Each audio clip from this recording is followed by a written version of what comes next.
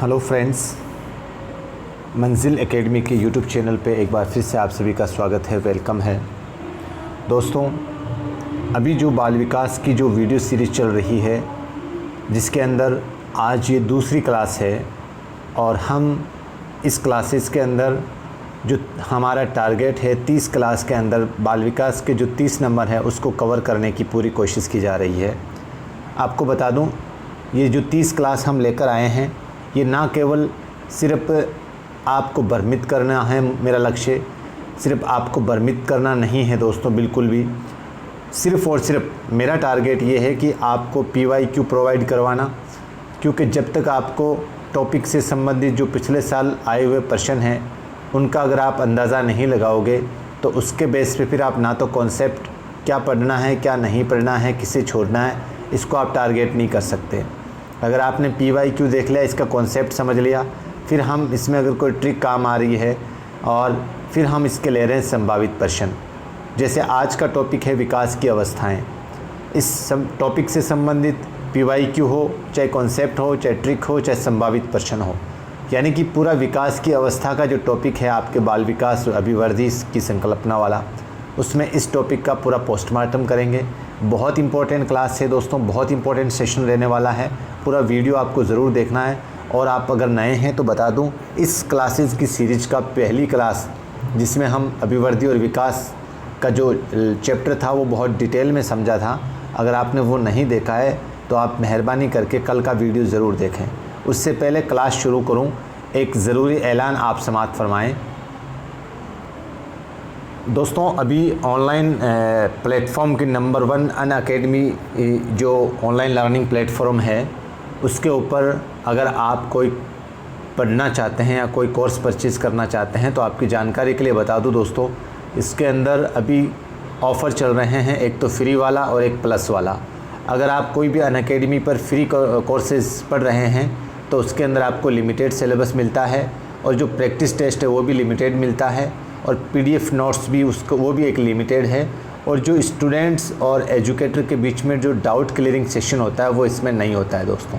अगर आप वहीं पे अनअकैडमी पे कोई कोर्स प्लस का कोई कोर्स परचेज़ करते हैं प्लस वाला, तो उसके अंदर आपको कंप्लीट सिलेबस मिलेगा, अनलिमिटेड प्रैक्टिस सेट मिलेंगे उसमें और अनलिमिटेड PDF नोट्स भी आपको प्रोवाइड करवाए जाएंगे। और सबसे बढ़िया जो डाउट क्लियरिंग सेशन है एक स्टूडेंट और एजुकेटर के बीच में, वो भी आपको यहाँ पे दिया जा रहा है। ठीक है। इसके बाद में दोस्तों और भी बहुत से फीचर अनअकैडमी आपको प्रोवाइड करवा रही है, जैसे learn from your favourite educator. Unacademy पे ऐसे विद्वान बैठे हैं, जो टॉपिक आप जिस विद्वान से पढ़ना चाहते हैं वो विद्वान आपको वहाँ पे मिल जाएगा और वहाँ से आप अपनी स्टडी को जारी रख सकते हैं। कंप्लीट एग्ज़ाम प्रिपरेशन अनअकैडमी के ऑनलाइन लर्निंग प्लेटफॉर्म पे आपको करवाई जाती है और स्टूडेंट और एक एजुकेटर के बीच में जो रेगुलर डाउट क्लियरिंग सेशन है वो भी आपको यहाँ पे देखने को मिल जाएगा। और एक्सक्लूसिव कवरेज ऑफ सिलेबस, आपका जो सिलेबस है उसको पूरा कवर करवाया जाता है यहाँ पर। और फ्री टेस्ट सीरीज़ भी यहाँ पर आपको प्रोवाइड करवाई जाती है और वीकली जो टेस्ट होता है फ्री वाला, वो भी मॉक टेस्ट आपकी यहाँ अनअकैडमी पे आपको प्रोवाइड करवाया जाता है अगर आप प्लस वाला कोर्स परचेज़ करते हैं तो। फिर दोस्तों, आप अनअकैडमी पे मुझे भी फॉलो कर सकते हैं और इसके अंदर हम CDP और उर्दू का जो टारगेट है वो लेकर चल रहे हैं और ये जो कि 27 अगस्त से शुरू हो चुका है, इसका लिंक मैं नीचे डिस्क्रिप्शन में दे दूंगा। आप मुझे वहाँ जाकर अनअकैडमी पे फॉलो कर सकते हैं। हमारी क्लास जो रहेगी वो रीट, सीटेट या किसी भी स्टेट का टेट एग्ज़ाम है उसके लिए कंप्लीट बैच कोर्स यहाँ पर शुरू किया जा रहा है, तो आप ज़रूर फॉलो करें इस नाम को। ठीक है। फिर हमारे कुछ विद्वान साथी हैं, अगर कोई MP टेट की तैयारी करना चाहता है तो ये विद्वान साथी हैं, आप एक एक करके आराम से इनको देख सकते हैं कौन से विद्वान साथी कौन सा सब्जेक्ट पढ़ाएंगे। और ये बैच जो स्टार्ट हो रहा है वो 1 सितंबर से शुरू हो रहा है। ठीक है। और अगर सबसे मोस्ट इम्पोर्टेंट बात अगर मैं आपको बताऊं, अगर आप रीट, ना केवल रीट, ना कोई सीटेट, कोई भी किसी भी स्टेट का कोई कोर्स अगर आप परचेज़ करना चाहते हैं और उसमें अगर आप ये मेरा रेफरल कोड यूज़ करते हैं, मेरा रेफरल कोड क्या है, MANZIL10। ये ध्यान रखें, इसमें स्पेस नहीं लगाना, कंटिन्यू लगाना है।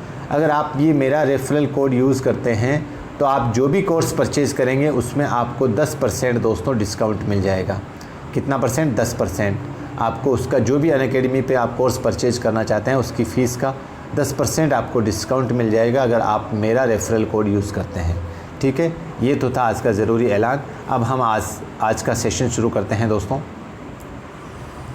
तो दोस्तों शुरू करते हैं। सबसे पहले आज का जो टॉपिक है PYQ, इसमें शुरू कर रहे हैं हम PYQ, यानी कि विकास की अवस्था वाला जो टॉपिक है। इसके अंदर पिछले सालों में जितने भी रीट एग्ज़ाम हुए हैं, आरटेट एग्ज़ाम हुए हैं, इस टॉपिक से क्या सवाल पूछे गए हैं और अगली बार किस तरह का सवाल हमारे सामने बन सकता है। तो सबसे पहले शुरू करते हैं। ध्यान से समझना है इस चैप्टर को, और क्योंकि ज़्यादा डिटेल में एक एक चीज़ अब अपन करवा नहीं सकते दोस्तों। 26 तारीख बहुत नज़दीक है। बहुत से अगर साथी जिन्होंने इस चैप्टर को देखा भी नहीं है एक बार भी, तो मुझे लगता है उनके लिए ये सोने पे सुहागा है दोस्तों। और जिन विद्वानों ने एक बार पढ़ लिया है वो उनका रिवीजन भी है और उनके तैयारी में और 4 चांद लगाएगा ये चैप्टर। तो पहला क्वेश्चन है दोस्तों, शैशव अवस्था की विशेषता नहीं है। ये रीट 2015 का सवाल है। शारीरिक विकास की तीव्रता, दूसरों पर निर्भरता, नैतिकता का होना और मानसिक विकास में तीव्रता। तो इसका राइट आंसर दोस्तों वो है नैतिकता का होना। ठीक है, शैशव अवस्था की विशेषता पूछ रहे हैं। विकास की अवस्थाएं जो शैशव अवस्था है, बाल्यावस्था है, किशोर अवस्था है, प्रौढ़ावस्था, जितनी भी विकास की अवस्थाएं होती है उन टॉपिकों में से ये सवाल बना है और इन्हीं अवस्थाओं का आज हम थोड़ा सा अध्ययन भी करेंगे और इसके जो संभावित प्रश्न हैं वो भी हम देखेंगे। दूसरा सवाल है, खिलौनों की आयु किसे कहा जाता है। आरटेट 2011 का प्रश्न है। पूर्व बाल्यावस्था को, उत्तर बाल्यावस्था को, सभी या शैशव अवस्था को। इसका ऑप्शन बहुत नज़दीक है दोस्तों। तो खिलौनों की आयु जो है वो पूर्व बाल्यावस्था को कहा जाता है। बिल्कुल भी कंफ्यूज होने की ज़रूरत नहीं है। अगला सवाल है, निम्न में से कौन सा विकासात्मक कार्य उत्तर बाल्यावस्था के उपयुक्त नहीं है। उत्तर बाल्यावस्था के उपयुक्त नहीं है, नहीं पूछा है दोस्तों यहाँ पर। आरटेट 2011 का सवाल है ये। सामान्य खेलों के लिए आवश्यक शारीरिक कुशलताएं सीखना, पुरुषोचित या स्त्रियोचित सामाजिक भूमिकाओं को प्राप्त करना, व्यक्तिक आत्मनिर्भरता प्राप्त करना, अपने हम उम्र बालकों के साथ रहना सीखना। इन चारों ऑप्शनों के बेस पर अगर हम देखें तो ये जो 3 ऑप्शन है ACD, ये तो तीनों सही है, लेकिन यहाँ पर नहीं पूछा है दोस्तों।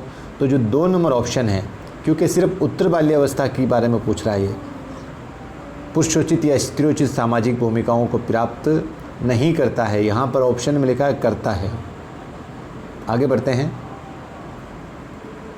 दल या गैंग का सदस्य, दल या गैंग का सदस्य होने से सामाजिकरण उत्तर बाल्यावस्था से बेहतर होता है। सवाल देखें एक बार वापस। दल या गैंग का सदस्य होने से सामाजिकरण उत्तर बाल्यावस्था में बेहतर होता है। निम्न में से कौन सा कथन इस विचार के विपरीत है। आरटेट 2011 का प्रश्न है। विपरीत पूछा है दोस्तों यहाँ पर। वयस्कों पर निर्भर न होकर सीखता है बालक, जिम्मेदारियों को निभाना सीखता है, छोटी छोटी बातों पर झगड़ा करते हुए अपने गैंग के सदस्यों से लड़ाई मोल लेता है, और चौथा ऑप्शन है अपने समूह के प्रति वफादार होना सीखता है। सामाजिकरण की उत्तर बाल्यावस्था में कौन सी चीज़ बेहतर होती है, जो दिए गए ऑप्शनों में से इस विचार के विपरीत, और वो विचार कौन सा है, अपने समूह के प्रति वफादार होना सीख जाता है। यहाँ पर 4 नंबर ऑप्शन इसमें सही हो जाएगा। ठीक है दोस्तों। अगला सवाल है, शैशव अवस्था में बच्चों के क्रियाकलाप होते हैं। ये यूपी टेट 2013 में भी पूछा गया था और 16 में भी ये पूछा, रिपीट हुआ ये सवाल। शैशव अवस्था में बच्चों के क्रियाकलाप कैसे होते हैं, किस पर आधारित होते हैं।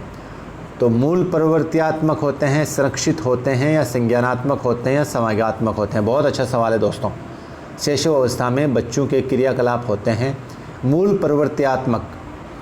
1 नंबर ऑप्शन इसमें सही हो जाएगा। बाल्यावस्था की प्रमुख मनोवैज्ञानिक विशेषता क्या है। ये भी यूपी टेट 2014 का प्रश्न है।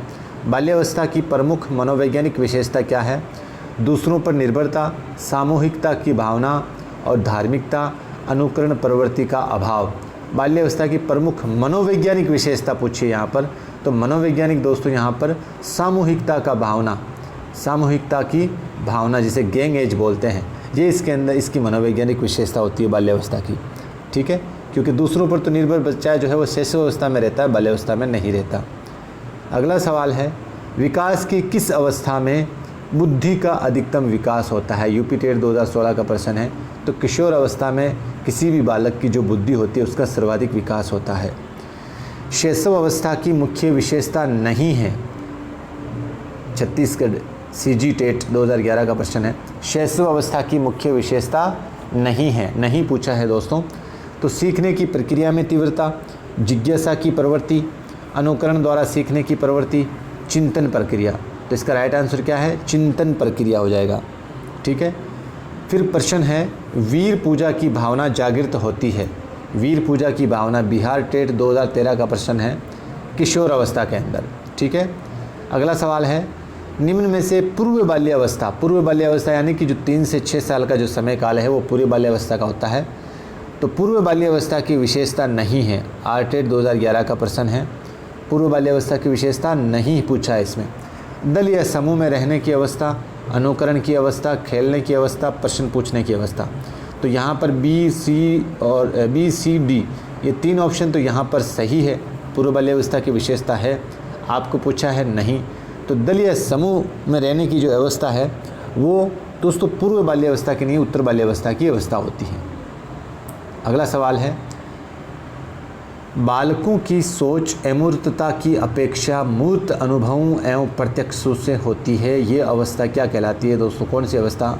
उसका क्या टाइम पीरियड है? आर टेट 2011 का प्रश्न है। बालकों की सोच अमूर्तता की अपेक्षा मूर्त अनुभवों एवं प्रत्यक्षों से होती है।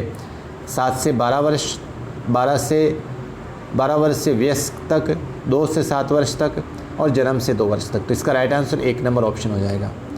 अगला सवाल है, विकास की कौन सी अवस्था में नर्सिज्म यानी स्व प्रेम की भावना का गुण अत्यंत प्रबल होता है? सेकंड ग्रेड 2018 का ये प्रश्न पूछा है दोस्तों। तो शैशव अवस्था इसका राइट आंसर हो जाएगा। हमने नर्सिज्म वाला चैप्टर कल कॉन्सेप्ट जब पढ़ा था विकास वाला, उसमें इसको पढ़ा था दोस्तों। ठीक है। तो ये PYQ सवाल थे विकास की अवस्थाओं से संबंधित। अब इसके कॉन्सेप्ट को हम समझेंगे, थोड़ा सा ज़्यादा डिटेल में तो नहीं जाएंगे, थोड़ा जल्दी करने की कोशिश करेंगे और फिर इसके जो संभावित प्रश्न हैं वो हम सॉल्व करेंगे। ठीक है। शुरू करते हैं दोस्तों आज के कॉन्सेप्ट की क्लास को। विकास की अवस्थाएं, सामान्यतः एक बालक की जो विकास की अवस्थाएं होती हैं एक व्यक्ति की, तो वो कितनी होती है दोस्तों? एक व्यक्ति की या एक इंसान की 5 विकास की अवस्थाएं होती हैं। कौन कौन सी? गर्भावस्था या भ्रूण अवस्था भी बोलते हैं इसको, शैशव अवस्था, बाल्यावस्था, किशोर अवस्था और प्रौढ़ावस्था। अब जो गर्भावस्था या भ्रूण अवस्था होती है उसकी जो समय अवधि होती है वो 0 से जन्म तक या भ्रूण से जन्म तक, जिसका समय होता है 9 माह 10 दिन या 280 दिन भी आप कह सकते हैं। तो ये गर्भावस्था या भ्रूण अवस्था की जो समय अवधि होती है वो कितनी होती है? 0 से जन्म तक भी आप ध्यान रख सकते हैं, या 9 माह 10 दिन या 280 दिन, जो भी आपको बेटर लगे आप देख सकते हैं।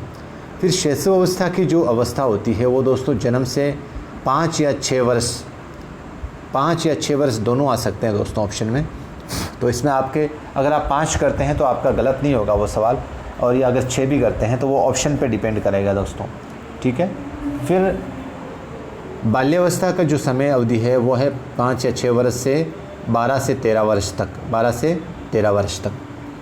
किशोर अवस्था का जो समय काल है वो 12 से 13 वर्ष से 18 वर्ष तक। प्रौढ़ावस्था 19 वर्ष से मृत्यु तक। अब ये ध्यान रखें दोस्तों, हर विद्वान ने अलग अलग वर्गीकरण किया है, लेकिन ये जो हमारा वर्गीकरण है दोस्तों ये अर्नेस्ट जोन्स ने किया है। किसने किया है? अर्नेस्ट जोन्स ने इन अवस्थाओं को जो 5 भागों में बांटने का काम किया है, ये किसने किया है? अर्नेस्ट जोन्स ने। हरलॉक ने जन्म से 2 सप्ताह तक शैशवावस्था नाम दिया है। सिर्फ जन्म से जो 2 सप्ताह का टाइम पीरियड है उसको हरलॉक ने शैशवावस्था नाम दिया है, और हरलॉक ने 2 सप्ताह से 2 वर्ष तक के समय को बचपनावस्था या 3 से 6 वर्ष को पूर्व बाल्यावस्था नाम दिया गया है। किसने? 3 से जो 6 वर्ष का जो समय या टाइम पीरियड है उसको हरलॉक महोदया ने क्या नाम दिया है? पूर्व बाल्यावस्था नाम दिया गया है। अब हम समझते हैं दोस्तों एक एक अवस्था को। जन्म से 5 या 6 वर्ष का जो समय है, पीरियड है, वो किसका है दोस्तों? वो है शैशव अवस्था का। अगर आप इसको और डिटेल में समझें तो 0 से 3 वर्ष का जो टाइम पीरियड है वो प्रारंभिक शैशव अवस्था, और 3 से 6 वर्ष का है वो उत्तर शैशव अवस्था। इसको बहुत से उपनामों के नाम से आप जान सकते हैं, समझ सकते हैं। उपनाम इसके क्या क्या हैं? अतार्किक चिंतन की अवस्था होती है ये, और इस जो तार्किक या मूर्त, तीनों को कन्फ्यूज़न यहाँ पे क्लियर आपके हो जाएगा तीनों अवस्था का। देखो, शैशव अवस्था क्या है? अतार्किक चिंतन की अवस्था, यानी कि तर्क करने की जो क्षमता होती है वो बच्चे में यहाँ पर नहीं होती है। बाल्यावस्था की जो अवस्था होती है वो तार्किक और मूर्त होती है, यानी कि बालक के सामने अगर कोई चीज़ है तो उसको देखकर तो बालक ज़रूर तर्क और चिंतन कर सकता है। तो वो कौन सी अवस्था आ जाएगी? वो आ जाएगी दोस्तों बाल्यावस्था। अमूर्त चिंतन की अवस्था कौन सी आती है? वो किशोर अवस्था आती है। यहाँ पर बालक के सामने अगर कोई चीज़ या कोई विषय वस्तु नहीं है, इसके बावजूद भी वो उस चीज़ पर कल्पना कर सकता है, चिंतन कर सकता है, सोच सकता है, तो वो कौन सी अवस्था होगी? किशोर अवस्था होगी। तो ये तीनों डाउट आपके यहाँ पे क्लियर हो गए। अगला उपनाम है जीवन का महत्वपूर्ण काल है ये, क्योंकि बालक आगे क्या बनेगा ये 0 से 3 वर्ष तक हम पता लगा लेते हैं। एक मारवाड़ी में कहावत है ना, वो पूत का पग पालने में ही दिख जावे, तो वो कहावत यहीं इसी को आधार मानकर कही जाती है दोस्तों। फिर होता है नर्सिज्म की अवस्था, यानी कि स्व प्रेम की अवस्था। तो वो कौन सी है? 0 से 3 वर्ष के बीच का जब टाइम पीरियड होता है तो वो शैशव अवस्था या प्रारंभिक शैशव अवस्था का काल ही होता है। जीवन की प्रारंभिक अवस्था भी यही है। कौन सी? शैशव अवस्था। खिलौनों की आयु, ये प्रारंभिक अवस्था या शैशव अवस्था जो भी है आप। पराश्रित काल, यानी कि ये दूसरों पर आश्रित रहने का काल है। कौन सी? शैशव अवस्था। और सीखने का आदर्श काल, सीखने का आदर्श काल प्लस भावी जीवन की आधारशिला, भावी जीवन की आधारशिला, ये सब इसके उपनाम हैं। फिर है इनकी परिभाषाएं। परिभाषाओं को याद करने की ट्रिक दोस्तों, वैसे मैंने सबसे पहले आप शुरुआत में देखना इनकी ट्रिक 2-3 चैप्टर, फर्स्ट यूनिट और सेकेंड यूनिट हमने पढ़ी थी, तो उसमें परिभाषाओं को याद करने की ट्रिक भी हमने साथ में काम में ली थी, तो आप वहाँ से भी इसको दोबारा देख सकते हैं। यहाँ पर मैं सिर्फ आपको कॉन्सेप्ट दिखा रहा हूँ और पढ़ा रहा हूँ कि एक बार आपका रिवीजन भी हो जाए और एक बार कॉन्सेप्ट भी क्लियर हो जाए। जॉन लॉक वो क्या कहते हैं शैशव अवस्था के बारे में? वो कहते हैं कि शिशु का मस्तिष्क कोरिसलेट होता है, जिसे तबूला रासा कहा जाता है, जिसे तबूला रासा कहा जाता है। ये जॉन लॉक की परिभाषा है। वैलेंटाइन डे कहते हैं कि शैशव अवस्था सीखने का आदर्श काल है, और हरलोक महोदया कहती है कि शैशव अवस्था एक खतरनाक एवं अपीली काल है। हरलोक महोदय। फिर है दोस्तों सिगमंड फ्राइड, बालकों को जो कुछ भी बनना होता है वो प्रथम 5 वर्ष में बन जाता है। फ्राइड, सिगमंड फ्राइड, फ्राइड यानी कि फ्राइड से 5 याद रख लेना, F, फ्राइड के F से 5 याद रख लेना, तो 5 यहाँ पर 5 वर्ष आ रहा है। इसी तरीके से गुड एन F, ये एक बालक का जितना, ये क्या कहते हैं, एक बालक का जितना मानसिक विकास होता है उसका आधा 3 वर्षों में ही हो जाता है। तो गुड एन F, ये 3 नाम है, गुड एन F, तो यहाँ पर 3 वर्ष आ रहा है। इस तरीके से आप सेट कर सकते हैं। और यहाँ वैलेंटाइन डे एक आदर्श काल होता है, आदर्श दिन होता है उन युवा प्रेमी जोड़ों के लिए। तो आप किसी तरीके से आप मतलब ट्रिक से आपको इजी हो जाता है याद करने में।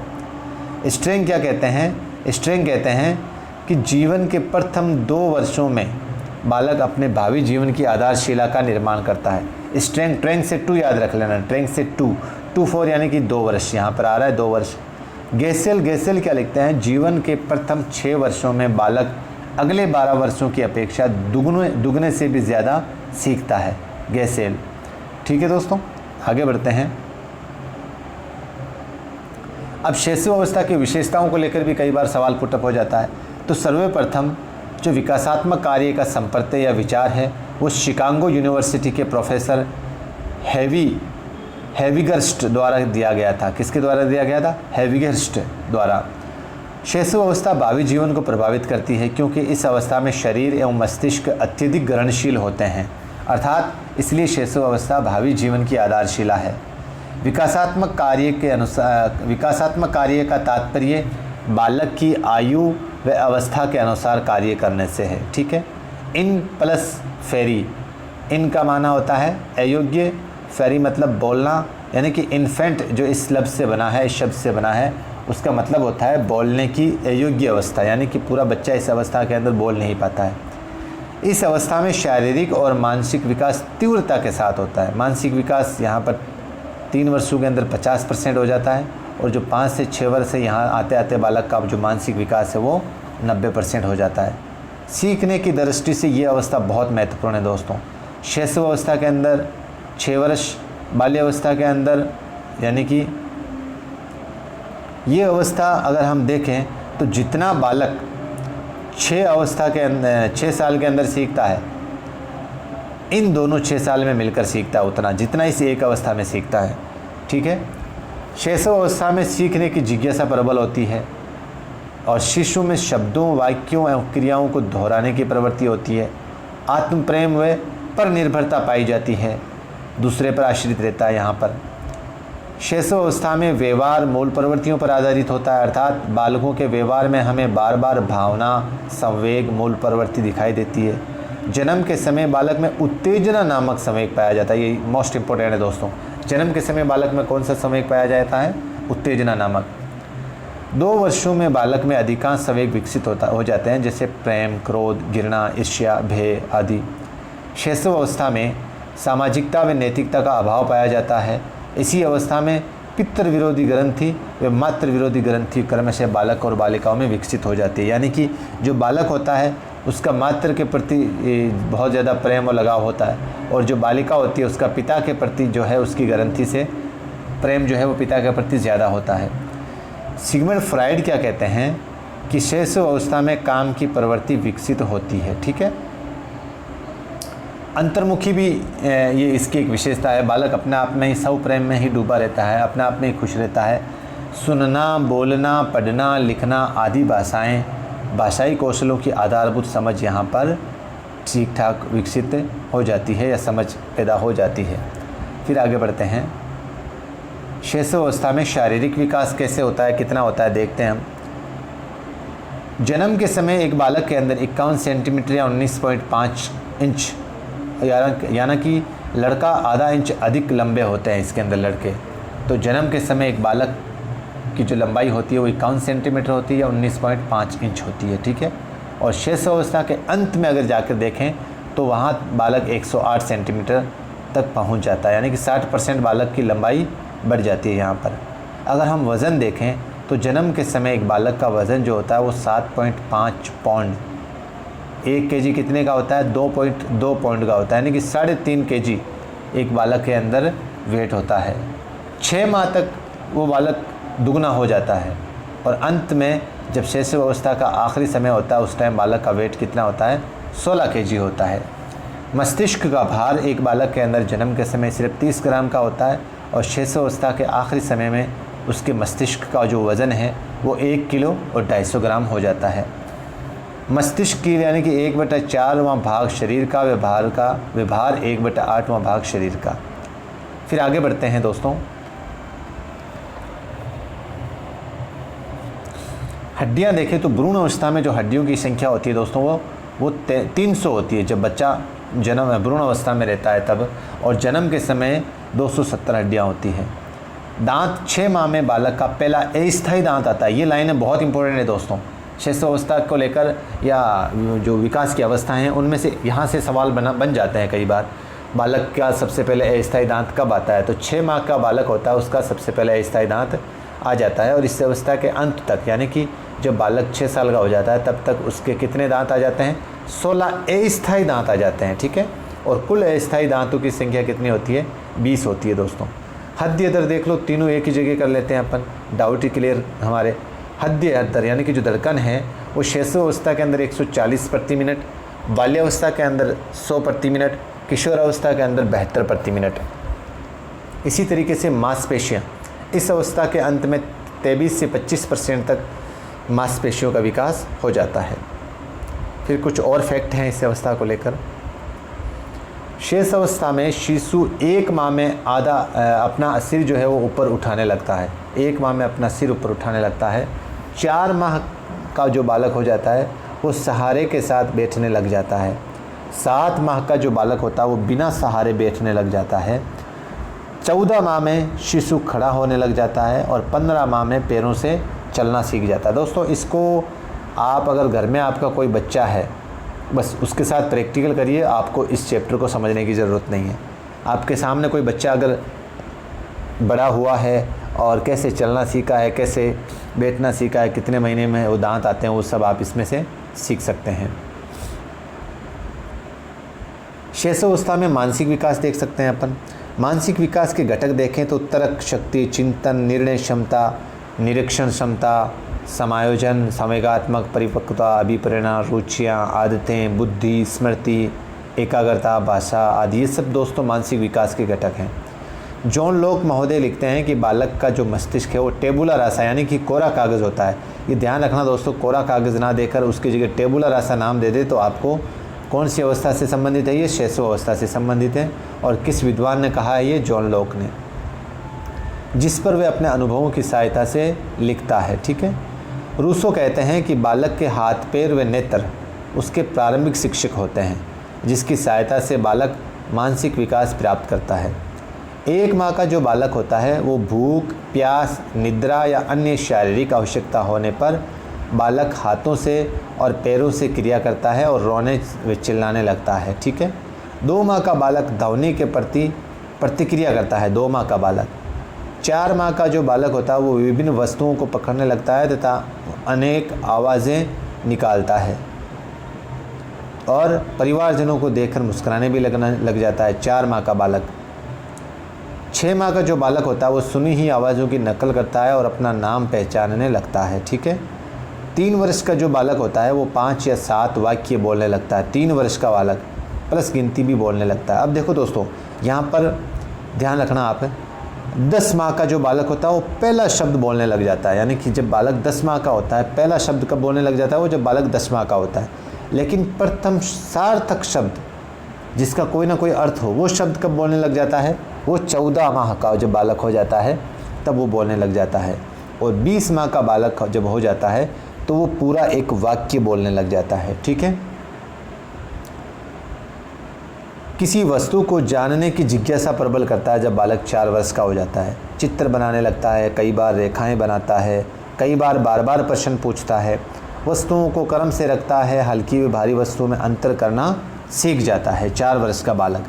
5 से 6 वर्ष का जो बालक है वो 15 से 20 तक गिनती सीख जाता है, व्याकरण की दृष्टि से शुद्ध वाक्य बोलने लगता है और शब्दों का भंडार जो है अब इसके पास कितना हो जाता है, 60 से 120 के मध्य।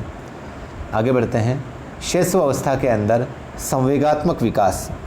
जन्म के समय सिर्फ इसमें उत्तेजना नामक संवेग पाया जाता है, ब्रिजेस के अनुसार सिर्फ, और शारीरिक आवश्यकता या मांग होने पर बालक जो भी क्रिया करता है उसको उत्तेजना कहते हैं और यही उत्तेजित दशा संवेग होती है। ठीक है दोस्तों। जे.बी. वॉटसन के अनुसार जन्म के समय बालक में 3 प्रकार के संवेग होते हैं। कौन कौन से, ये ध्यान रखना दोस्तों। यहाँ से सवाल बन जाता है कि जे.बी. वॉटसन ने जन्म के समय बालक के अंदर जो संवेग हैं उनमें से कौन सा संवेग नहीं बताया है। क्रोध, भय, प्रेम यहाँ पे दे देगा, एक दूसरा ऑप्शन दे देगा, क्रोध, भय, प्रेम, और यहाँ पर एक मान लीजिए उत्तेजना दे देगा। तो ध्यान रखना दोस्तों, ये वॉटसन के द्वारा बताया हुआ है और उत्तेजना जो है वो ब्रिजेस के अनुसार बताया हुआ है। जन्म के समय शिशु का व्यवहार संवेगों की अभिव्यक्ति करता है और जन्म के समय जो संवेग होते हैं वो तीव्र होते हैं प्लस नकारात्मक भी होते हैं। अर्थात बालक जैसे जैसे बड़ा होता जाएगा उसमें संवेगों की सकारात्मकता बढ़ती जाती है। ब्रिजेस के अनुसार 3 माह में कष्ट व आनंद का संवेग पैदा हो जाता है, 6 माह में क्रोध, भय, घृणा का संवेग पाया जाता है, 12 माह की आयु में स्नेह, उल्लास संवेग पाया जाता है और 24 माह में सारे संवेग विकसित हो जाते हैं। अब तीनों को अपन देखो यहाँ पर समझते हैं। शैशवावस्था के अंदर जो प्रबंधन होता है वो शून्य रहता है और संवेग वाली ये जो बाल्टी होती है ये भरी हुई रहती है, जिस पर बुद्धि का नियंत्रण नहीं होता क्योंकि संवेग तीव्र होते हैं। ध्यान रखना दोस्तों, आप ही समझें। शैशवावस्था के अंदर प्रबंधन जो है वो शून्य रहता है और संवेगों की जो बाल्टी है वो पूरी भरी रहती है, यानी कि संवेग ज़्यादा होते हैं और यहाँ पर बुद्धि का नियंत्रण नहीं रहता। क्यों? क्योंकि संवेग ज़्यादा है और तीव्र भी होते हैं। फिर बाल्यावस्था तक आते आते प्रबंधन शुरू हो जाता है यहाँ पर, और यहाँ पर संवेग की मात्रा जो है वो यानी कि कम हो जाती है और बुद्धि का नियंत्रण कुछ हद तक इन संवेगों पर होने लग जाता है। फिर किशोर अवस्था के अंदर प्रबंधन जो है वो पूर्ण हो जाता है और संवेग बहुत कम बचते हैं जिस पर बुद्धि का पूर्ण रूप से संवेगों पर नियंत्रण हो जाता है। क्लियर दोस्तों? चलो आगे बढ़ते हैं। अब संवेग वाला एक कॉन्सेप्ट है, अगर आप समझना चाहें, या इसको अपन कल संवेगात्मक विकास, 2-3 विद्वान हैं, मनोवैज्ञानिक हैं, उनके जो संवेगात्मक विकास समझेंगे तब इस चैप्टर को ले लेंगे अपन, ठीक है। अभी हम विकास की अवस्थाएं लेते हैं। शैशव अवस्था में अगर हम सामाजिक विकास देखें शैशव अवस्था के अंदर, तो समाज के गुणों या मान्य व्यवहारों और नियमों को अपनाना ही सामाजिकरण है, और इसके विपरीत इनको नहीं अपनाने की प्रक्रिया असामाजिकरण है। यानी समाज के गुणों और मान्य व्यवहार व नियमों को त्यागना। जन्म के समय शिशु सामाजिकता से तटस्थ या शून्य होता है। बिल्कुल सही बात है, जन्म के समय बेचारे में कहाँ सामाजिकरण पाया जाएगा।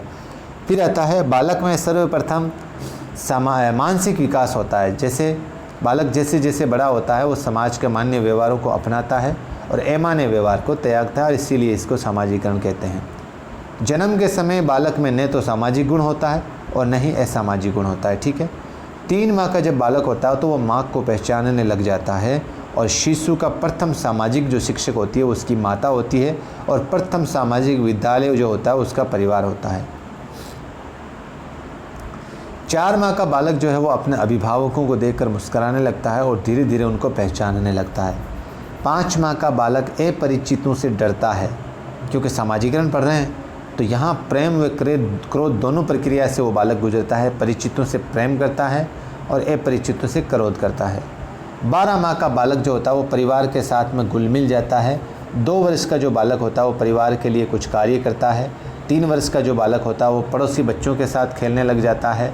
4 वर्ष का जो बालक होता है वो विद्यालय में अनौपचारिक शिक्षा हासिल करता है, और 5 वर्ष का जो बालक होता है वो विद्यालय में औपचारिक शिक्षा हासिल करने लग जाता है। ठीक है दोस्तों। शैशव अवस्था है तो शिक्षा की अवस्था, शिक्षा हेतु शैशव अवस्था है तो शिक्षा कैसी देनी चाहिए। शैशव अवस्था के अंदर उत्तम वातावरण की व्यवस्था करनी चाहिए, शोरगुल या भय रहित वातावरण होना चाहिए, उत्तम व्यवहार करना चाहिए बच्चों के साथ, प्रेम व स्नेहयुक्त व्यवहार या भेदभाव रहित व्यवहार, उन बच्चों की जिज्ञासाओं की संतुष्टि करनी चाहिए, किंडरगार्टन व मॉन्टेसरी विधि का प्रयोग करना चाहिए, कहानी व खेल विधि का प्रयोग करना चाहिए, रंगीन एवं सचित्र दृश्य सर्वे सामग्री और करके सीखने पर जोर दिया जाना चाहिए। शारीरिक विकास के अगर चक्कर देखें तो प्रथम चक्कर जो 0 से 3 वर्ष का होता है उसमें विकास तीव्र गति से होता है। द्वितीय चक्कर जो 3 से 12 वर्ष तक होता है विकास मंद गति से होता है। फिर तृतीय चक्कर 13 से 15 वर्ष तक पुनः विकास तीव्र गति से होता है, और चतुर्थ चक्कर जो होता है वो 16 से 18 वर्ष तक पुनः विकास मंद गति से होने लग जाता है। हरलोक महोदय कहती हैं कि विकास लयात्मक है, यानी कि रेखीय ना होकर कैसा है, लयात्मक होता है, नियमित नहीं। ये लाइन ध्यान रखना दोस्तों। ये किसने कहा है? हरलोक महोदय ने कहा है। महोदय। फिर बढ़ते हैं दोस्तों बाल्यावस्था, शैशव अवस्था, बाल्यावस्था, और हमारे जैसे बाल विकास के अंदर किशोर अवस्था को इतना ज़्यादा महत्व नहीं दिया गया है। बाल्यावस्था को ही मतलब शैशव अवस्था और बाल्यावस्था पे ज़्यादा फोकस करना है, तो हम इन दोनों अवस्थाओं को विशेष तौर से पढ़ते हैं। तो बाल्यावस्था का जो टाइम पीरियड है वो 5 से 6 वर्ष से लेकर 12-13 वर्ष तक है, और इसके अंदर जो 5-6 वर्ष से 9 वर्ष तक पूर्व बाल्यावस्था, और जो 9 से 12-13 वर्ष तक जो है वो उत्तर बाल्यावस्था है। इसके उपनाम देखें दोस्तों तो ये आरंभिक विद्यालय की आयु है, आरंभिक विद्यालय की आयु, और गंदी अवस्था भी है। ये जीवन का अनोखा काल या आनंददायक काल होता है, जीवन का निर्माणकारी अवस्था होती है, मूर्त चिंतन की अवस्था होती है, तार्किक चिंतन की अवस्था होती है, खेल की अवस्था होती है, टोली या समूह की अवस्था या गैंग एज भी बोल सकते हैं उसको, मूर्त संक्रियात्मक अवस्था होती है, और विधायकता यानी कि सृजनात्मकता की आयु होती है। परिभाषाएं ब्लेयर जोन्स सिम्पसन, ये 3 विद्वान हैं, ये लिखते हैं कि शैक्षिक दृष्टिकोण से जीवन चक्र में बाल्य अवस्था से महत्वपूर्ण कोई अवस्था नहीं है भाई। शैक्षिक दृष्टिकोण से यानी कि जो ब्लेयर जोन्स और सिम्पसन ये कहते हैं कि अगर शैक्षिक दृष्टि से देखा जाए तो पूरे जीवन में बाल्य अवस्था से महत्वपूर्ण कोई अवस्था नहीं है। ठीक है। फिर रोस लिखते हैं कि बाल्य अवस्था छद्म परिपक्वता की अवस्था है। याद कैसे करें? छद्म मतलब वही धोखा करना या चीटिंग करना। तो अगर आपके साथ कोई करेगा तो आपको रोज से रीस याद रख लेना। आप रीस आएगी कि नहीं आएगी? गुस्सा आएगा। तो तो छद्म परिपक्वता की अवस्था किसने कहा है दोस्तों? रोस ने कहा है। किलपैट्रिक, बाल्यावस्था प्रतिद्वंदात्मक सामाजिकरण का काल है। प्रतिद्वंदात्मक, प्रतिद्वंदी मतलब अपना कोई दुश्मन है या अपना कोई सामने वाला कोई जिससे हमारा मैच होना है या फाइट होने वाली है, तो उसको अपन क्या करेंगे? उसको किल यानी कि उसको मारने का प्रयास करेंगे, यानी कि उसको हराने का प्रयास करेंगे। तो किल से आप याद रख लेना, ठीक है। कोल एवं ब्रुश, बाल्यावस्था जीवन का अनोखा काल है। तो कोलगेट और ब्रुश जब इन दोनों का समीकरण बनता है तो ये एक अनोखा संगम होता है, ठीक है। स्ट्रेंग, स्ट्रेंग क्या लिखते हैं? शायद ही ऐसा कोई खेल होगा जो 10 वर्ष का बालक ना खेलता हो। स्ट्रेंग, ट्रेंग से 10 याद रख लेना दोस्तों, ट्रेंग से 10, और 10 माने 10 वर्ष का बालक ना खेलता हो। सिगमंड फ्रायड लिखते हैं बाल्यावस्था जीवन का निर्माणकारी काल है और ये नए नए कौशल और क्षमताओं की दृष्टि से जीवन का स्वर्णिम काल है, ठीक है। इसकी विशेषताएं देखें दोस्तों। इसके अंदर मानसिक विकास की दर जो है वो दर या गति धीमी हो जाती है, क्योंकि मानसिक विकास इस अवस्था तक 90% विकसित हो जाता है। और फिर व्यवहार में चंचलता कम होने लग जाती है। संवेदनशीलता, तर्क, स्मरण, चिंतन, मनन आदि की प्रारंभिक अवस्था होती है। ये आत्मनिर्भरता पाई जाती है इसके अंदर, और कार्य कारण में संबंध स्थापित करना सीख जाता है, रचनात्मक कार्य करना सीख जाता है। यौन ऊर्जा सुप्त यानी कि निष्क्रिय रहती है इसके अंदर। सामाजिकता और नैतिकता के गुण में तेज़ी से वृद्धि होने लगती है। संग्रहण की प्रवृत्ति विकसित होती है।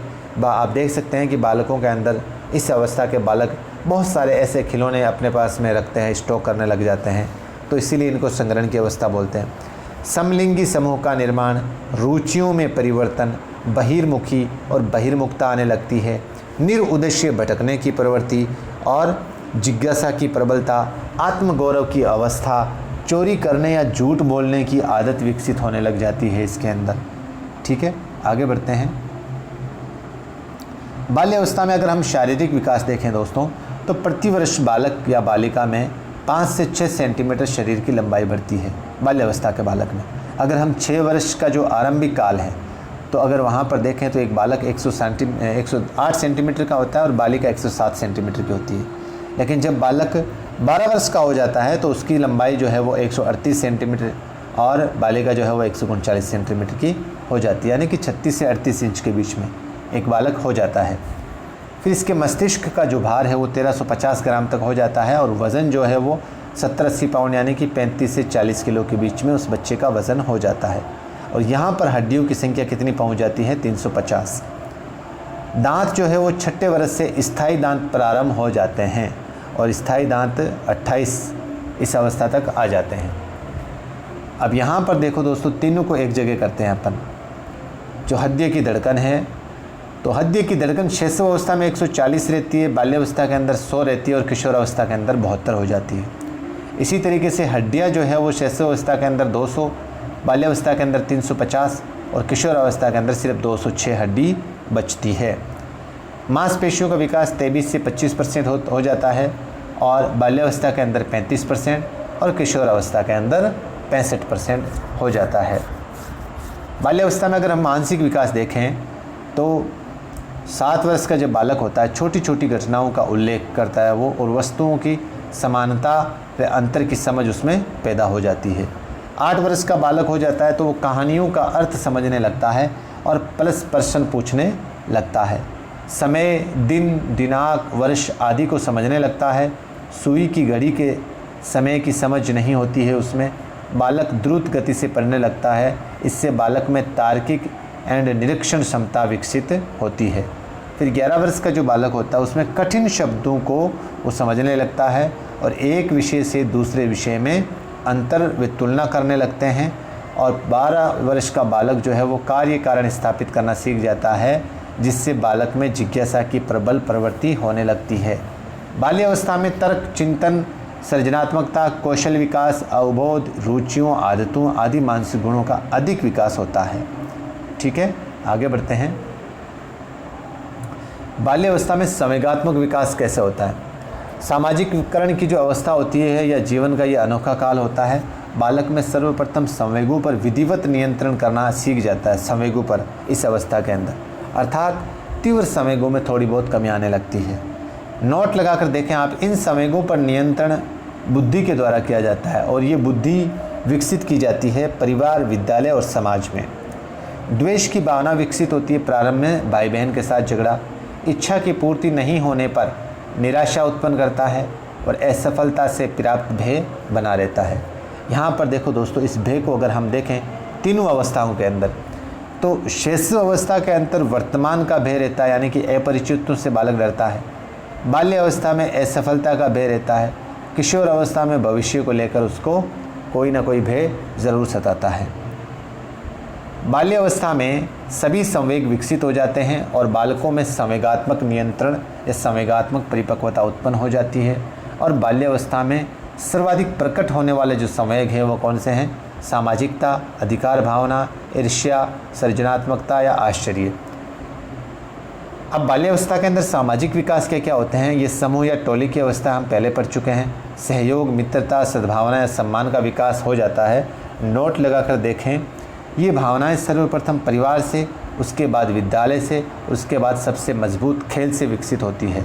बहिर्मुखता आने लगती है बच्चों में, नकारात्मक मन का आरंभ हो जाता है, जैसे चोरी, झूठ बोलना या बहाना बनाना। समलिंगी भावना अधिक हो जाती है, बालक का बालक के साथ और बालिका का बालिका के साथ। बालकों में साहस, नैतिकता, न्याय की प्रवृत्ति उत्पन्न होती है। प्रशंसा प्राप्त होती है हेतु तीव्र इच्छा जागृत करती है। बाल्यावस्था है तो शिक्षा की कैसे व्यवस्था करें? यहाँ पर योजना या प्रोजेक्ट विधि का प्रयोग करना चाहिए ज़्यादा से ज़्यादा। और मस्तिष्क उद्वेलन विधि यानी कि ब्रेन स्टोरनरी, यहाँ पर इस विधि का प्रयोग किया जा सकता है। एनसीसी या स्काउटिंग का आप ज़्यादा से ज़्यादा बच्चों को इससे करना चाहिए। और संग्रह प्रवृत्ति पर बल देना चाहिए, रुचियों पर आधारित शिक्षा देनी चाहिए और भाषा विकास पर बल देना चाहिए। एक बार ये देख लें आप, ये भी आप सीधा फैक्ट पूछा जाता है। जो उत्तर बाल्यावस्था का जो काल आप 7 से 12 वर्ष या 6 से 12 वर्ष तक समझते हैं, तो उसके अंदर 7 से 9 का जो आयु काल है वो संचय काल कहलाता है। ठीक है, संचय काल। और 9 से 12 का जो समय है वो परिपाक काल हो माना जाता है। ठीक है, संचय काल का ध्यान रखना दोस्तों आप। आखिरी अवस्था आती है किशोर अवस्था। किशोर अवस्था दोस्तों 12 या 13 वर्ष से 18-19 वर्ष तक चलती है और इसको 12-13 वर्ष से 17 वर्ष की आयु को टीन एज भी बोलते हैं। ठीक है, और उत्तर किशोर अवस्था भी इसको 17 से 21 वर्ष के बीच की अवस्था को बोलते हैं। एडोलसेंस शब्द की उत्पत्ति लैटिन भाषा के एडोल्सकेयर से बना है। ये एडोल्सकेयर, जिसका अर्थ है परिपक्वता की ओर ले जाना। एडोल्सकेयर, ये नाम सर्वप्रथम स्टैनली हॉल ने अपनी पुस्तक एडोलसेंस 1904 में दिया था दोस्तों। किसने दिया था? स्टैनली हॉल ने अपनी पुस्तक एडोलसेंस में।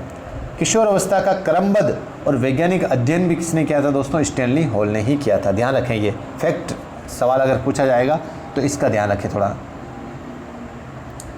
इसके अगर उपनाम देखें तो ये उलझन की अवस्था है, यानी कि शारीरिक, मानसिक, नैतिक विकास की तीव्रता के कारण बच्चा जो है वो उलझा रहता है इसके अंदर। दुखी, भय की अवस्था यानी कि भविष्य को लेकर। अमूर्त चिंतन की अवस्था है, बालक इसमें अगर उसके सामने कोई विषय वस्तु नहीं है उस पर भी चिंतन कर सकता है। संवेगात्मक परिवर्तन की अवस्था और तूफान या तनाव या संघर्ष का काल भी इसके अंदर इसको कहते हैं। बसंत ऋतु, स्वर्ण काल और सुनहरी अवस्था का काल भी कहते हैं इसको। फैंटेसी की अवस्था यानी कि कल्पना या तरंगता। अपराध की आयु भी इसी को कहते हैं। और जीवन का सबसे कठिन काल कौन सा है? किशोरावस्था का काल। परिभाषा देखते हैं। स्टैनली हॉल लिखते हैं, किशोर अवस्था प्रबल दबाव, तनाव, तूफान और संघर्ष की अवस्था है। प्रबल दबाव, तनाव और संघर्ष की अवस्था है। और किशोर अवस्था में शारीरिक, मानसिक और सामाजिक विकास अचानक होते हैं। शारीरिक, मानसिक और सामाजिक विकास अचानक होते हैं। ये स्टैनली हॉल महोदय 2 परिभाषा देते हैं। वैलेंटाइन डे लिखते हैं कि किशोर अवस्था अपराध की नाजुक अवस्था। वैलेंटाइन डे से वही दिन याद कर लो, वैलेंटाइन डे, और उसके अंदर इसका देखो कोई दूसरा अर्थ नहीं है, सिर्फ आपको याद करवाने के लिए ही ये 2-3 उदाहरण देते हैं हम। तो अपराध, इस दिन न जाने कितने अपराध होते हैं वैलेंटाइन डे के दिन। ठीक है, व्यक्तिगत एवं घनिष्ठ मित्रता किशोरावस्था की प्रमुख विशेषता होती है। और इसी दिन वैलेंटाइन डे वाले दिन घनिष्ठ जो मित्रता होती है जिसके साथ वो यहाँ पर मिलते हैं। ठीक है, किलपैट्रिक किशोर अवस्था जीवन का सबसे कठिन काल है। कठिन किल किल किल किल और किल से ही कठिन याद रख लेना, ठीक है। क्रो एंड क्रो किशोर की वर्तमान शक्ति और भावी आशा को प्रस्तुत करता है। वर्तमान शक्ति और भावी आशा को प्रस्तुत करता है, तो ये किसकी परिभाषा है? क्रो एंड क्रो की। फिर बढ़ते हैं रोश। किशोर अवस्था में किशोर समाज सेवा के आदर्शों का पालन एवं पोषण करता है और वातावरण में समायोजन करना पड़ता है। कौल सैनिक किशोर प्रौढ़ों को अपने मार्ग में बाधा समझते हैं। कौल सैनिक से सैनिक याद रख लेना आप, ठीक है, बाधा समझते हैं। जरशील्ड बाल्यावस्था में परिपक्व अवस्था की ओर बढ़ना ही किशोर अवस्था है।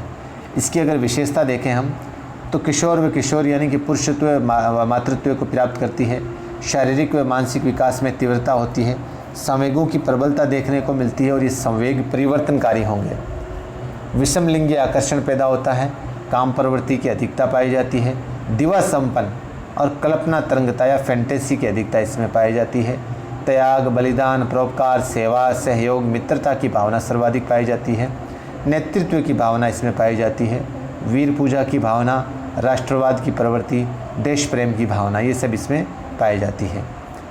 अगर हम यौन का विकास देखें, यौन विकास, तो सौंदर्य बोध यानी कि स्वप्रेम, प्रजनन अंगों का विकास और तीव्र कामुकता यानी कि समलिंगी कामुकता और एक विषमलिंगी कामुकता।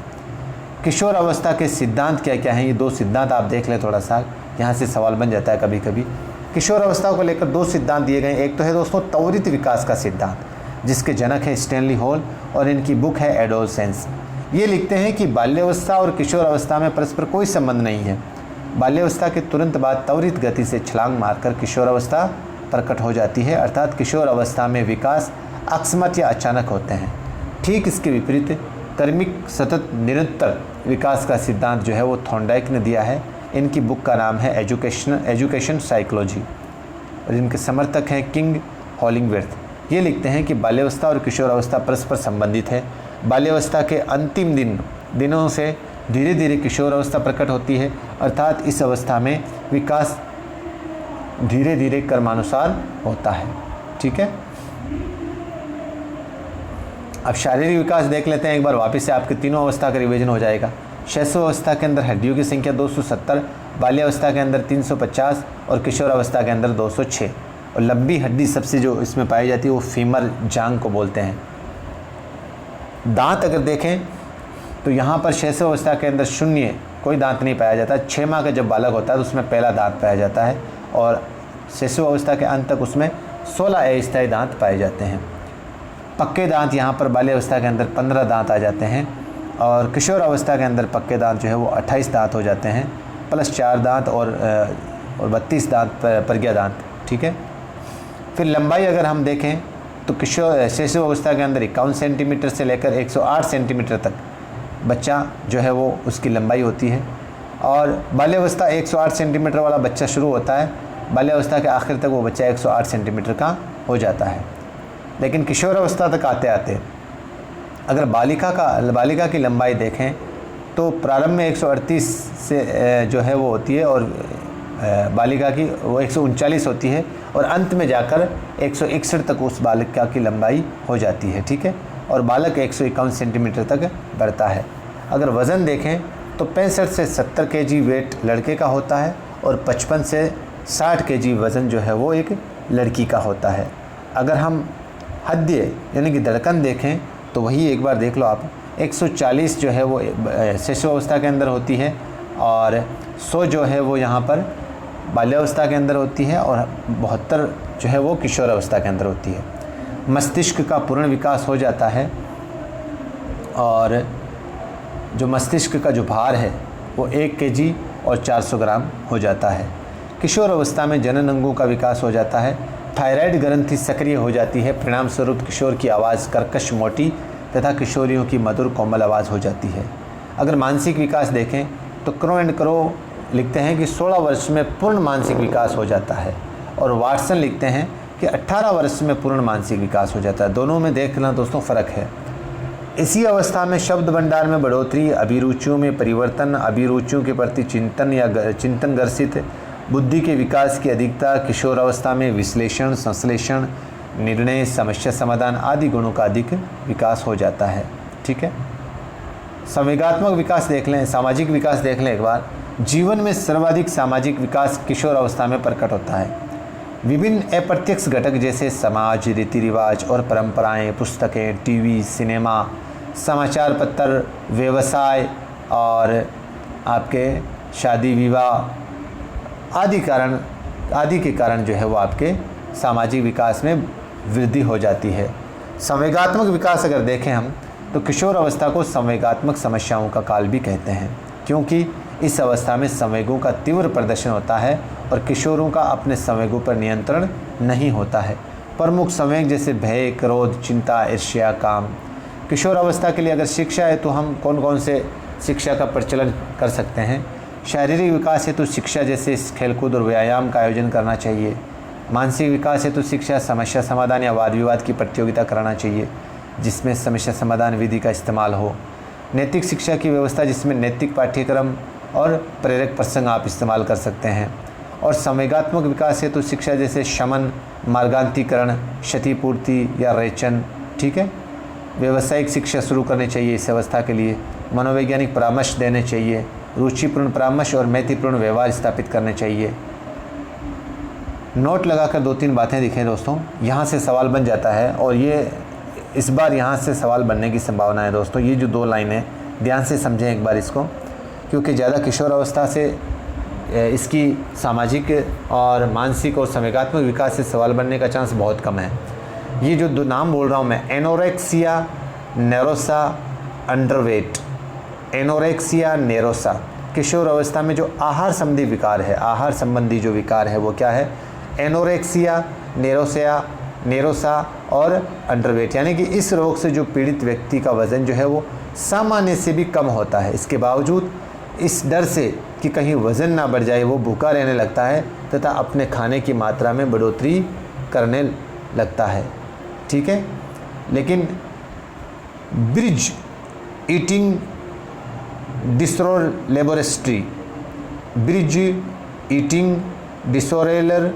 लेबोरेटरी, इस रोग से पीड़ित व्यक्ति तब तक खाया जाता है जब तक कि कोई समस्या उत्पन्न ना हो। आहार संबंधी विकार लड़कों की अपेक्षा लड़कियों में अधिक पाए जाते हैं। तो आप तो सिर्फ इतना ध्यान रखा, जो एनोरेक्सिया नाम है वो रोग जो है वो रोग वाले जो बालक होते हैं वो भूखे रहते हैं, और ब्रिज वाले बालक जो हैं वो, ब्रिज यानी भरपेट, बी से भरपेट याद रख लेना आप तो। ठीक है, तो ये दोस्तों कॉन्सेप्ट था। मुझे लगता है थोड़ा सा आपको बोरिंग ज़रूर लगेगा, क्योंकि अगर आप पढ़ चुके हैं एक बार इसको तो ज़्यादा बोरिंग नहीं है, आपकी रिवीजन हुआ है। अब इसके जो संभावित प्रश्न हैं एक बार देखते हैं कौन कौन से प्रश्न इससे बन सकते हैं। तो दोस्तों, विकास की अवस्थाओं को लेकर कौन कौन से संभावित प्रश्न बन सकते हैं। पहला प्रश्न है, निम्न में से कौन सी मध्य बाल्यावस्था की विशेषता है? मध्य बाल्यावस्था यानी कि 7 से 9 वर्ष का जो काल है। शारीरिक वृद्धि एवं विकास बहुत तेज़ गति से होता है। अमूर्त रूप से सोचने तथा वैज्ञानिक तर्क का प्रयोग करने की योग्यता विकसित हो जाती है। बच्चे तार्किक एवं मूर्त रूप से सोचना प्रारंभ कर देते हैं। अधिगम मुख्य रूप से संवेदी पेशीय गतिविधियों द्वारा गठित होता है। तो अगर आपने इस कॉन्सेप्ट को अभी अच्छे से पढ़ा है तो साफ तौर पर ये लाइन लिखी गई है कि बच्चे जो है वो तार्किक एवं मूर्त रूप से सोचना प्रारंभ कर देते हैं इस अवस्था के अंदर। सी ऑप्शन इसमें सही हो जाएगा। किस अवस्था को मिथ्या परिपक्वता का समय माना जाता है? तो उत्तर बाल्यावस्था को। ठीक है, मिथ्या परिपक्वता का। फिर शैशवावस्था में कौन सी क्रिया का निषेध होना चाहिए? संवेगों का शोधन, जिज्ञासा का शोधन, प्रोत्साहन का या संवेगों का दमन? निषेध पूछ रहा है यहाँ पर दोस्तों, तो संवेगों का यहाँ पर दमन होना चाहिए। तो वहाँ पर कौन सी क्रिया का निषेध होगा? संवेगों का दमन, शैशवावस्था के अंदर। ठीक है, फिर आगे बढ़ते हैं। किशोर अवस्था की विशेषता को सर्वोत्तम रूप से व्यक्त करने वाला शब्द कौन सा है? बहुत अच्छा सवाल है दोस्तों। किशोर अवस्था की विशेषता को सर्वोत्तम रूप से व्यक्त करने वाला शब्द कौन सा है? परिवर्तन, विकास, अस्थिरता या समायोजन। 4 ऑप्शन आपके सामने, तो इसका राइट आंसर हो जाएगा परिवर्तन। वैलेंटाइन ने सीखने का आदर्श काल माना है किसको? शैशवावस्था को। ठीक है, फिर आगे बढ़ते हैं। प्रश्न है फैक्चुअल, बालक का मस्तिष्क कोरा स्लेट होता है। ये डेफिनेशन हमने पढ़ी थी दोस्तों, प्लेटो की द्वारा लिखी गई है। बालक का मस्तिष्क कोरा कागज़ होता है। देखो दोस्तों, ये होता है आपके जो कंफ्यूज करने वाला एग्जामिनर जो सवाल बनाएगा कंफ्यूज करने के लिए। तो ये दोनों सवाल यहाँ पर फैक्ट के रूप में मैंने लिख दिए हैं। आप ये ध्यान रखना है दोस्तों कि जो बालक का जो मस्तिष्क कोरा स्लेट नाम आ रहा है तो यहाँ पर प्लेटो नाम याद रख लेना। और अगर कोरा कागज़ याद आ रहा है लिखा हुआ आएगा तो यहाँ पर कागज़ की जगह जॉन लॉक। अब याद कैसे रखें इसको, स्लेट टे में टे टमाटर वाला आ रहा है, प्लेटो में भी टे टमाटर वाला आ रहा है, और कागज़ में कैसे कबूतर वाला आ रहा है, और जॉन लॉक में भी कैसे कबूतर आ रहा है। इस तरीके से आप इसको कन्फ्यूज़न को हमेशा के लिए क्लियर कर लें। नर्सरी कक्षा में शुरुआत करने के लिए कौन सी विषय वस्तु सबसे अच्छी है? नर्सरी कक्षा में तो परिवार, पड़ोस, प्रिय मित्र या विद्यालय। ये सवाल आप ऑब्जेक्ट अपने कमेंट सेक्शन में इसका आंसर मुझे बताएं, तब मैं जानूंगा कि आप वास्तव में ये क्लास देख रहे हैं। ठीक है, नर्सरी कक्षा में शुरुआत करने के लिए कौन सी विषय वस्तु सबसे अच्छी है? परिवार, पड़ोस, प्रिय मित्र या विद्यालय। ठीक है, फिर आता है सूक्ष्म गतिक कौशल का उदाहरण है कौन सा? फुदकना, दौड़ना, चढ़ना या लिखना। सूक्ष्म गतिक कौशल, तो इसका राइट आंसर है दोस्तों लिखना, क्योंकि चढ़ना, दौड़ना, फुदकना ये सब सूक्ष्म गतिक कौशल के उदाहरण नहीं है। ओडिपस ग्रंथि पाई जाती है, ओडिपस ग्रंथि लड़कों में पाई जाती है दोस्तों। ओडिपस ग्रंथि किस में पाई जाती है? लड़कों में। संग्रह करने की प्रवृत्ति होती है कौन सी अवस्था में? बाल्यावस्था के अंदर। और अगला सवाल है सांवेगिक विकास किस अवस्था में सबसे ज़्यादा पाया जाता है? यानी संवेगात्मक जो विकास है वो किस अवस्था में सबसे ज़्यादा पाया जाता है? तो जाहिर सी बात है, अगर आपने फैक्ट पढ़ा है, अभी कॉन्सेप्ट को अगर पढ़ा है तो उसके अंदर शेष अवस्था पूरा डिटेल में मैंने इसको पढ़ाया है आपको।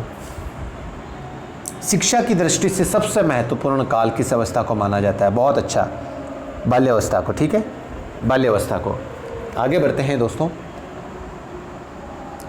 बाल्यावस्था का लक्षण निम्न में से है। बाल्यावस्था का लक्षण निम्न में से क्या है? हठधर्मिता या सामाजिक संकल्पना या वीर पूजा या समय की संकल्पना। तो दोस्तों वीर पूजा तो किशोर अवस्था की है, हठधर्मिता नहीं है, समय की संकल्पना भी नहीं है, तो सामाजिक संकल्पना जो है वो यहाँ बाल्यावस्था में पाया जाता है। निम्न में से बाल्यावस्था की एक विशेषता नहीं पूछी है दोस्तों। जिज्ञासा की कमी, सामूहिकता की प्रबलता, अभिवृद्धि में स्थिरता, समूह और खेल में सहभागिता। तो ये तीन अवस्थाएं, जो तीन विशेषताएं हैं, तीनों ऑप्शन बी, सी, डी, ये तो विशेषता है बाल्यावस्था की। लेकिन जो जिज्ञासा की कमी है वो बाल्यावस्था की विशेषता यहाँ पर नहीं पूछा है, नहीं। तो ये जिज्ञासा की कमी जो है ये 1 नंबर ऑप्शन आपके सही हो जाएगा। ठीक है दोस्तों, आगे बढ़ते हैं। फिर फैक्चुअल सवाल देखें एक बार, और ये नाम जो है ये आप थोड़ा सा दिमाग में रख लें। मध्य बाल्य अवस्था, बचपन में भाषा अहम केंद्रित के बजाय सामाजिकीकृत होती है। देखो दोस्तों, खालिस्तान के रूप में अगर सवाल पूछा जाए आपको, या ऑप्शन में ये शब्द दिया जाए, तो इस लाइन को हूबहू आपको रट लेनी है। मध्य बाल्यावस्था में या बचपन में भाषा अहम केंद्रित के बजाय कैसी होती है? सामाजिकीकृत होती है। मध्य बाल्यावस्था यानी कि 6 से 11 वर्ष का जो बालक होता है उसमें जो भाषा है वो अहम केंद्रित के बजाय सामाजिकीकृत होती है। ये लाइन बहुत ज़्यादा इंपॉर्टेंट है दोस्तों, सामाजिकीकृत होती है। ठीक है, फिर देखो होलोफ्रेजिक, 11-12 माह सिर्फ एक शब्द पूरा बोलना, एग्जाम्पल पापा। होलोफ्रेजिक और टेलीग्राफिक यानी कि 1.5 से 2 साल का जो बालक होता है वहाँ पर बच्चा छोटे छोटे वाक्य बनाना, जैसे एग्जाम्पल पापा बाजार गए। ये लाइन दोबारा पढ़ रहा हूँ मैं, समझ लो एक बार। होलोफ्रेजिक क्या है? होलोफ्रेजिक इसके अंदर जब बालक 11 से 12 महीने का हो जाता है और सिर्फ एक पूरा शब्द बोलने लग जाता है तो वो वहाँ पर होलोफ्रेजिक है। ठीक है, और टेलीग्राफिक क्या है? टेलीग्राफिक का मतलब है 1.5 से 2 साल का एक बालक जब वो छोटे छोटे वाक्य बनाता है, जैसे पापा बाजार गए, तो ये यहाँ पर क्या है? ये टेलीग्राफिक है। होलीग्राफिक और टेलीग्राफिक याद रह जाएगा दोस्तों। कितनी उम्र का बालक सिक्कों में अंतर करना सीख जाता है? सिक्कों में अंतर, तो 4 से 5 वर्ष का जो बालक है वो सिक्कों के अंतर करना सीख जाता है। नोट लगाकर लिखें, सिक्कों में तुलना करना सीखता है बालक कब? 7 से 8 वर्ष में। अंतर और तुलना में फ़र्क है दोस्तों। अंतर तो करना सीख जाएगा कि भाई ये 2 का सिक्का है, ये 5 का सिक्का है, लेकिन अगर तुलना कि भाई 2 वाले सिक्के का वैल्यू कितनी है, 5 वाले सिक्के की वैल्यू कितनी है, वो कौन सी अवस्था में सीखेगा? 7 से 8 वर्ष का बालक। किस आयु में बच्चे स्कूल जाने के लिए तैयार होना शुरू कर देते हैं? किस आयु में बच्चे स्कूल जाने के लिए तैयार होना शुरू कर देते हैं? तो 3 साल का बालक जो होता है, जिसे प्री स्कूल एज 3 से 6 साल के बालक को कहते हैं, और स्कूल एज विद्यालय की अवस्था वो 6 वर्ष की होती है। ध्यान रखना दोस्तों, प्री स्कूल एज कौन सी है? 3 से 6 वर्ष, और स्कूल एज है वो 6 वर्ष। और तैयार होना शुरू कर देता है 3 साल का बालक। किस उम्र में बच्चे हाथ व अंगुलियों पर नियंत्रण हासिल कर लेता है? किस उम्र में बच्चे हाथ व अंगुलियों पर नियंत्रण हासिल कर लेता है? 2 से 3 वर्ष का जब बालक हो जाता है तो वो हाथ और अंगुलियों पर नियंत्रण हासिल कर लेता है, जिसमें जंप लगाना, सीढ़ियाँ चढ़ना, दौड़ना, शरीर के अंगों का नाम प्लस अपने आसपास वातावरणीय वस्तुओं के नाम भी जानने लग जाता है। अगला सवाल है, किस अवस्था में बच्चे में गर्व व शर्म का भाव विकसित होता है? इरिक्सन का ये सेंटेंस है कि भाई इरिक्सन लिखते हैं कि बच्चे में गर्व व शर्म का भाव कौन सी अवस्था में विकसित होता है? तो बाल्यावस्था में।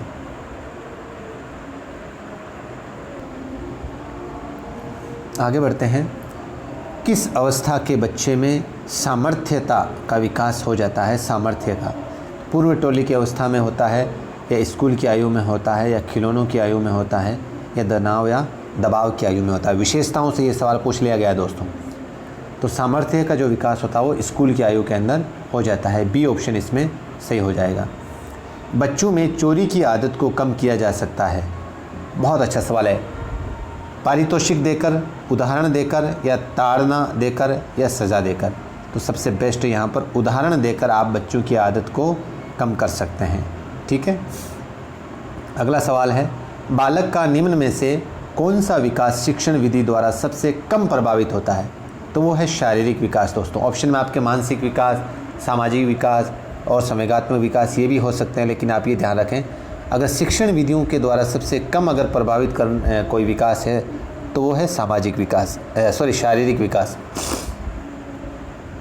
अगला सवाल है, 6ठी कक्षा में छात्र से 8वीं तक संबंधित समस्याओं का सामना करना पड़ता है। 6ठी कक्षा में छात्र से